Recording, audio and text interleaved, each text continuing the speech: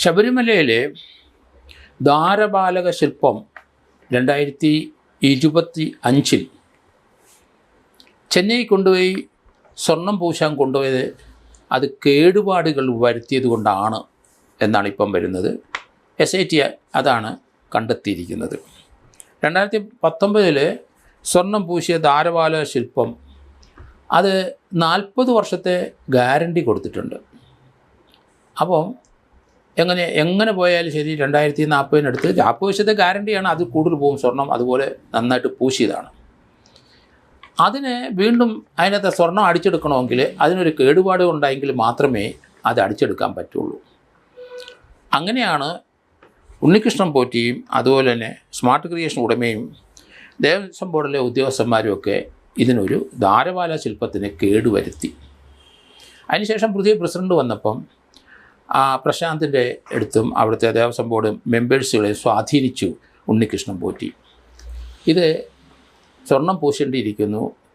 ആ ദ്വാരപാലക ശില്പം 2019 പൂശിയപ്പം അതിൻ്റെ താങ്ങുപീഠം സ്ഥാപിച്ചപ്പം അതിന് കേടുപാടുകളുണ്ടായി എന്നാണ് അവർ ആരോപിക്കുന്നത്. അതിന് കേടുപാടുകൾ വരുത്തി അതിനൊരു പുതിയ താങ്ങുപീഠം അവർ രണ്ടാമത് ഉണ്ടാക്കി നോക്കി. അത് വെച്ച് പരീക്ഷിച്ചപ്പം അതിന് വീണ്ടും കേട് ഉണ്ടായി. രണ്ടാമത് ആ താങ്ങുപീഠം സൂട്ടബിളും അല്ല. ഏതായാലും ഉണ്ണികൃഷ്ണൻ പോറ്റി നിരന്തരം പ്രശാന്തിൻ്റെ പുറകെ നടന്ന് പ്രശാന്തിനെ സ്വാധീനിച്ചു. അതുപോലെ തന്നെ ബോർഡ് അംഗങ്ങളെ സ്വാധീനിച്ച് കൈക്കലാക്കി. അത് എങ്ങനെയാണ് സ്വാധീനിച്ചെന്ന് കുറ്റച്ചാർജ് വരുമ്പോൾ നമുക്കറിയാൻ പറ്റും. സാമ്പത്തിക ലാഭം കണക്കാക്കി തന്നെ ആയിരിക്കും അവരെ സ്വാധീനിപ്പിച്ചത്. കാരണം ഇതിനകത്ത് വലിയ മെച്ചവും നേട്ടവും ഉണ്ടാവും. ഇത് വീണ്ടും സ്വർണം പൂശിയാൽ സ്വർണം പൂശിയത് തീർച്ചയായിട്ടും അവർക്കറിയാം. ആ ദ്വാരപാലക ശില്പത്തിൻ്റെ അതിൻ്റെ ചുവടുവശത്തെവിടെയോ കേടുപറ്റിയിട്ടുണ്ട്. അതിൻ്റെ താങ്ങുപീഠത്തിനും കേടുപറ്റിയിട്ടുണ്ട്. അത് ഇവരുണ്ടാക്കിയതായിട്ടാണ് ഇപ്പോൾ മനസ്സിലാകുന്നത്. SIT അങ്ങനെയാണ് കണ്ടെത്തിയിരിക്കുന്നത്. അത് കാണിച്ച് പ്രശാന്തിനെയും ബോർഡ് മെമ്പറെയൊക്കെ ബോധ്യപ്പെടുത്തി അങ്ങനെയാണ് ഈ ദ്വാരപാലക ശില്പം ചെന്നൈക്ക് വീണ്ടും കൊണ്ടുപോയത്. ചെന്നൈക്ക് കൊണ്ടുപോയതിൻ്റെ പിന്നിൽ പ്രവർത്തിച്ച ഉണ്ണികൃഷ്ണൻ പോറ്റി ആണെങ്കിലും ഉണ്ണികൃഷ്ണൻ പോറ്റി ചെന്നൈക്ക് ഇവരുടെ ഒപ്പം പോയതായിട്ട് അറിവില്ല. എങ്കിലും അയാൾ നേരത്തെ അവിടെ പോയി നിന്നിട്ടുണ്ടാവും. അവിടുത്തെ സ്മാർട്ട് ക്രിയേഷൻ്റെ ഉടമയുടെ അടുത്താണല്ലോ ഇത് കൊണ്ടുപോയിരിക്കുന്നത്.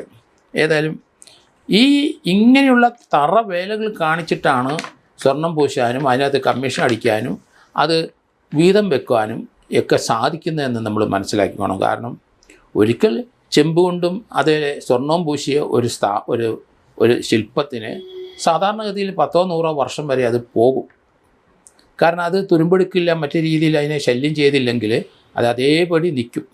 അങ്ങനെയാണ് ഇതുവരെ നമ്മൾ കണ്ടിരിക്കുന്നത്. നമ്മുടെ പല ക്ഷേത്രങ്ങളിലൊക്കെ ഇതുപോലെ സ്വർണം പൂശിയ വളരെയധികം ശില്പങ്ങളുണ്ട്. അവിടെയെങ്കിൽ ഈ രീതിയിലുള്ള തട്ടിപ്പും വെട്ടിപ്പും ഇത്ര രീതിയിൽ നടന്നായിട്ട് നമ്മൾ കണ്ടില്ല. ശബരിമലയിലെ സ്വർണം പൂശൽ എപ്പോഴും നല്ല കട്ടിയായിട്ട് പൂശും. കൂടുതൽ സ്വർണ്ണമുണ്ട്, വോളിയം കൂടുതലുണ്ട്. അതുകൊണ്ടാണ് അതേ കയറി പിടിക്കുന്നത്.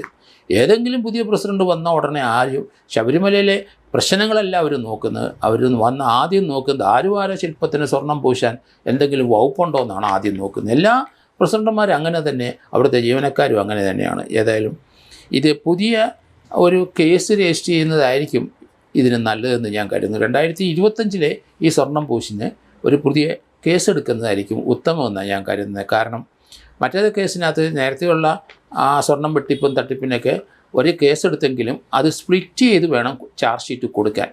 ഇപ്പോൾ ഈ 2025 സംഭവത്തിന് പ്രത്യേക ഒരു കേസെടുക്കാൻ കോടതിയുടെ അനുവാദം ചോദിച്ച് കേസ് എടുക്കുന്നതായിരിക്കും ഉത്തമം. ആദ്യത്തെ കേസുമായിട്ട് സ്പ്ലിറ്റ് ചെയ്ത് പോകണ്ട. ഇത് പ്രത്യേക ഒരു കേസെടുത്ത് കഴിഞ്ഞാൽ പെട്ടെന്ന് ഇതിൻ്റെ ചാർജ് ഷീറ്റ് കൊടുക്കാനും പറ്റും.